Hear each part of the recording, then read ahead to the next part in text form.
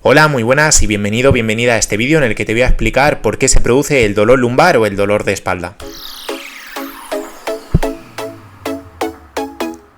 Si en algún momento has tenido dolor lumbar o dolor lumbar crónico, lumbalgia, lumbociática, es posible que te hayas preguntado a qué se debe ese dolor, es decir, cuál es el motivo por el que en un momento en concreto en particular has empezado a tener dolor en la zona lumbar, dolor en la espalda baja, dolor en los glúteos, dolor en las piernas, ciática, etcétera, etcétera. Y en el vídeo de hoy vamos a comentar algunos aspectos, los más habituales, por los cuales suele aparecer este dolor lumbar. Así que vamos a por ello. El primero de los aspectos o la primera de las razones por las cuales muchísimas personas a día de hoy tienen dolor lumbar es por temas relacionado con el sedentarismo, la falta de ejercicio, los músculos débiles y frágiles entre comillas. ¿Y qué quiere decir esto? Pues que al final si no hacemos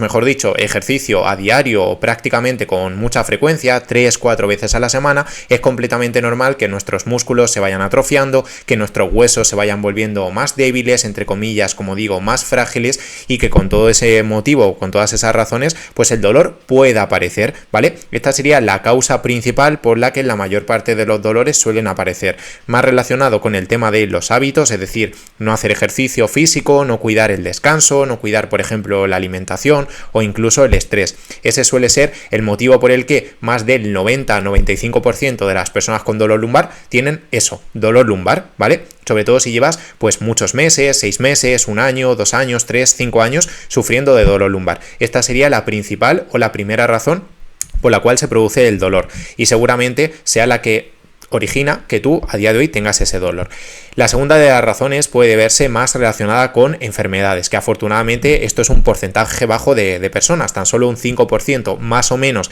de casos de personas con dolor lumbar se debe a situaciones un poquito más graves para las cuales, por favor, no quiero que te alertes, te preocupes, porque no suele ser lo más habitual, precisamente si no tenemos otro síntoma además del dolor lumbar. Si tienes, por ejemplo, vómitos, mareos, etcétera, etcétera, yo sí que te aconsejaría que acudieses al médico para que te lo revisaras y se viera de dónde vienen esos dolores. Normalmente, otro de los aspectos, otro de los factores que puede contribuir, como te digo, en un 5% de personas con dolor lumbar a que aparezcan esos dolores son enfermedades, como puede ser, por ejemplo, un cáncer, como puede ser, por ejemplo, una enfermedad de Crohn, problemas digestivos, como síndrome de intestino irritable.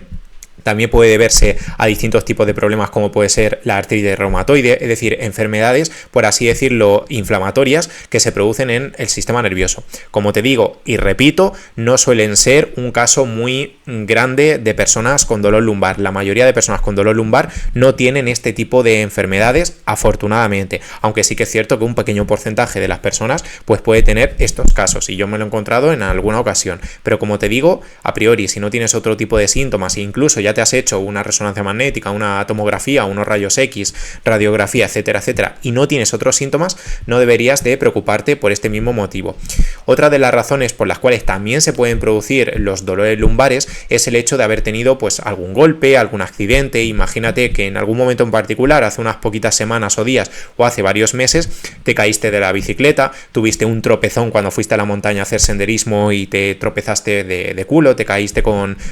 los glúteos, con las nalgas, como se suele decir en Latinoamérica.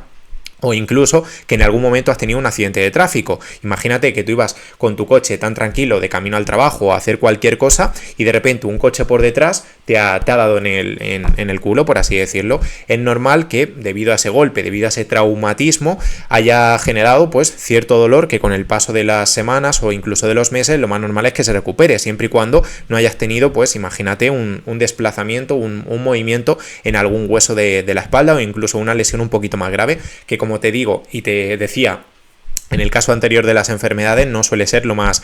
normal o lo más habitual, pero yo quiero darte pues todas las herramientas, por así decirlo, para que lo tengas en cuenta. Aunque, y como te digo, para resumir y de manera clara y sencilla, la mayoría de los dolores vienen por el primer caso que hemos visto durante el propio vídeo. Un 5% de personas normalmente se deben a estas enfermedades más inflamatorias, como puede ser la artritis reumatoide, como puede ser incluso enfermedades como se conoce la fibromialgia o en este caso el cáncer, ¿vale? Pero dejando o apartando eso hacia un lado, puede deberse también a, como te digo, un golpe o un accidente que hayas tenido y lo más habitual es que se deba a una suma de factores. ¿Qué factores? Principalmente el hecho de si eres una persona sedentaria, que no hace mucho ejercicio, porque no tienes tiempo, porque no te gusta, porque no te apetece, o por la historia o motivo que sea, ese puede ser uno de los motivos que estén haciendo que tus músculos, huesos, articulaciones no estén lo suficientemente sanos y fuertes y por tanto que puedan aparecer esos dolores. Otro de los motivos es la mala alimentación. Esto es algo que comento de vez en cuando y que la verdad que también influye en que puedan aparecer esos dolores, porque al final piensa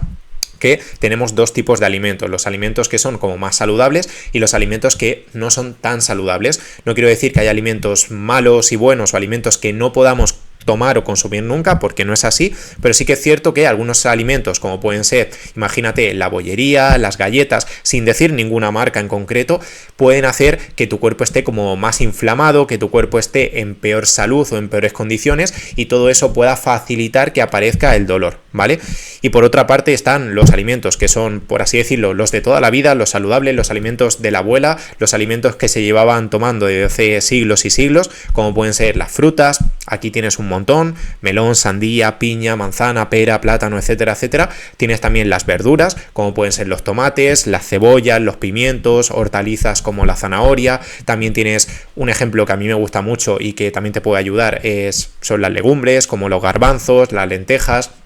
las alubias, los frutos secos como las almendras, los cacahuetes, los pistachos, los anacardos, las nueces, etcétera, etcétera, que también te pueden ayudar como alimentos saludables para desinflamar o no tener esa sensación o el cuerpo en un estado más dolorido, por decirlo de una manera bastante sencilla. Así que, como ya sabes, la alimentación también puede influir en que el dolor aparezca. ¿Por qué? Porque si tu cuerpo está inflamado porque llevas una mala alimentación de manera generalizada, lo más normal es que ese dolor tenga pues las puertas abiertas, por así decirlo, ancho es Castilla, como se suele decir aquí en España, para poder entrar en tu cuerpo y para poder, pues, joderte la vida, entre comillas. Al final tienes que tomártelo esto como si fuese el caballo de Troya. No sé si habrás visto la película de Troya o la metáfora que se suele decir, y es que al final, si dejas que los enemigos se cuelen, entre comillas, en tu cuerpo, en tu